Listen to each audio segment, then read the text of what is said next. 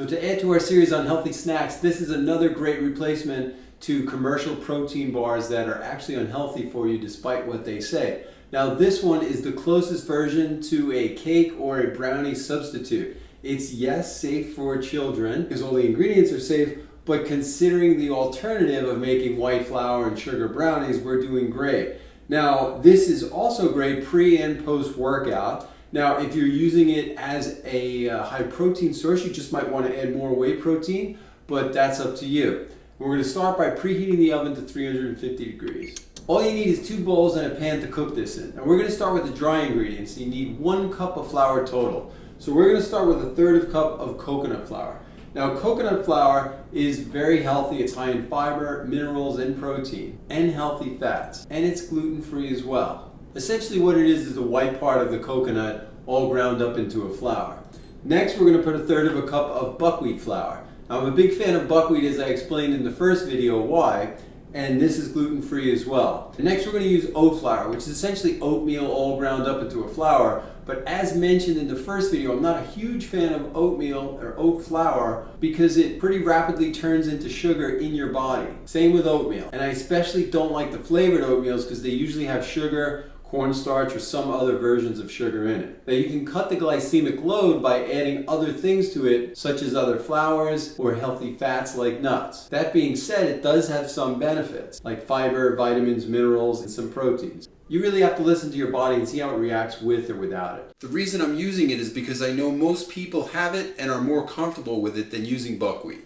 Next is your protein powder. Now you can use any protein powder that you like, a vegan-friendly one, any flavor. We're making this chocolate, so I'm going to use a chocolate whey protein. Whey is my favorite because it's the most bioavailable protein that you can get, and it's healthy for children, as mentioned in the first video.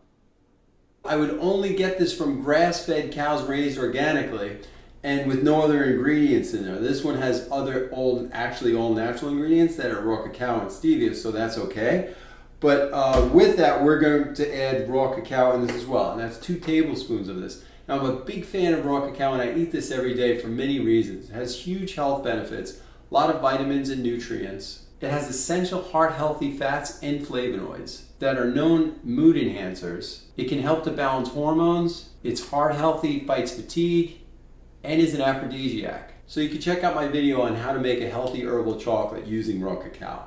Next, we're going to put baking soda in here, just a half a teaspoon. And this makes it rise and gives it a more cake-like quality. Now, eating baking soda is actually very healthy for you. It raises your pH more towards alkaline, which is going to be very helpful against sickness and disease. So that can be great before or after a workout. And next, we're going to put in a Himalayan pink salt, just a 1/4 teaspoon of this. Now, this helps the baking soda to react, and salt also enhances the flavor of chocolate. So I'm a huge fan of Himalayan pink salt, as you probably know from my other videos, including the last one, because it has over 80 minerals in it, and I like it better than sea salt because it's not coming from contaminated waters.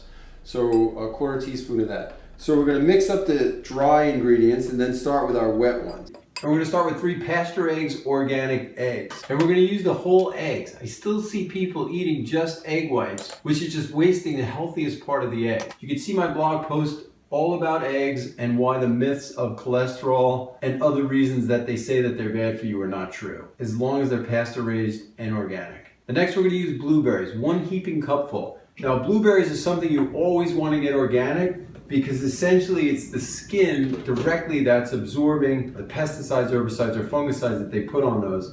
So always use organic with that. Now we're going to blend these. You can also use 8 ounces of baby food, but I prefer to just use organic blueberries and blend them first and then put them in.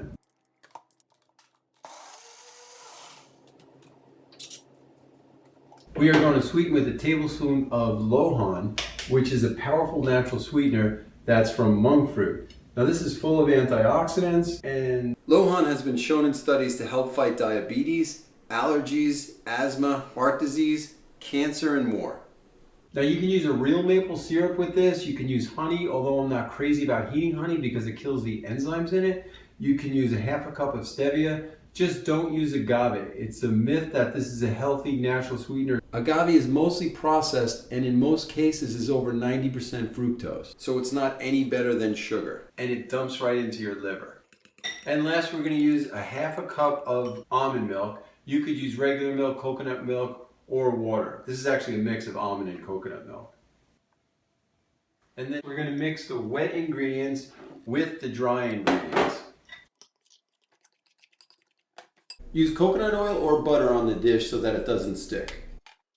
Glass is best because metal tends to burn as it gets hotter. Bake it 20 to 30 minutes at 350 degrees. Check with a toothpick to see if it's still too moist. So I'm going to have links and other healthy ingredient ideas at the blog at theartofunity.com of other things you could put in this, such as maca root powder or chia seeds or any kind of nuts. Walnuts work really good in here as well.